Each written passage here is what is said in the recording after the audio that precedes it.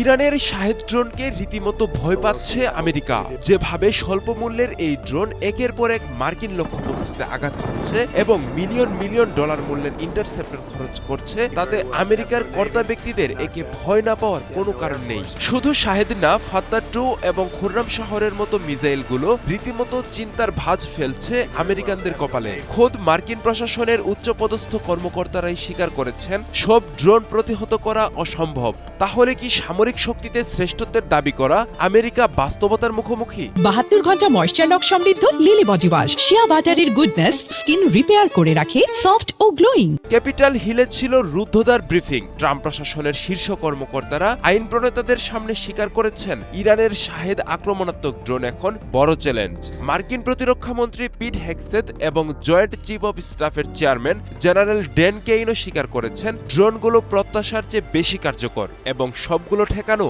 অসম্ভব। প্রশ্ন হলো, শাহেদ ড্রোন নিয়ে কেন এত ভয়?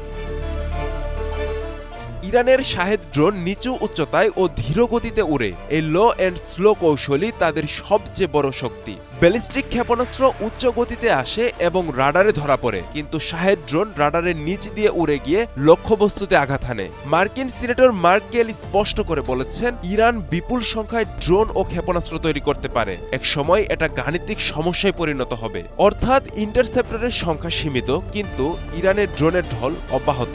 শাহেদ ড্রোন তুলনামূলক সস্তা, দ্রুত তৈরি করা যায় এবং একসঙ্গে শত শত উৎক্ষেপণ সম্ভব। এটি স্যাচুরেশন অ্যাটাক কৌশল, অর্থাৎ এক যুগে এত বেশি হামলা যাতে প্রতিরক্ষা ব্যবস্থা ভেঙে পড়ে। ইরানের ধারাবাহিক ড্রোন ও ক্ষেপণাস্ত্র হামলা আমেরিকার সামরিক লক্ষ্য অর্জনের সক্ষমতাকে স্পষ্টভাবে চ্যালেঞ্জ করছে। পশ্চিম এশিয়ায় মার্কিন ঘাঁটি ও মিত্র রাষ্ট্রগুলোর উপর বাড়ছে চাপ।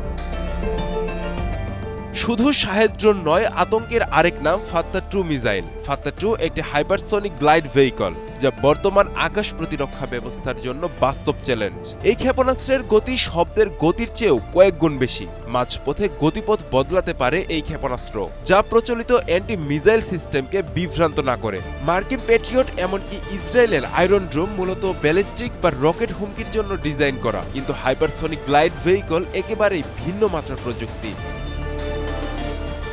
ইরানের তাণ্ডবে নাকানি চুবানি খাচ্ছে ইসরায়েল আমেরিকা জোট। তেল আবিব থেকে শুরু করে আল কুদস, এমনকি উপসাগরীয় অঞ্চলে মার্কিন নৌবাহিনীর বিমানবাহী রণতরী ইউএস আব্রাহাম লিঙ্কনকেও লক্ষ্য করে হামলা করছে ইরান।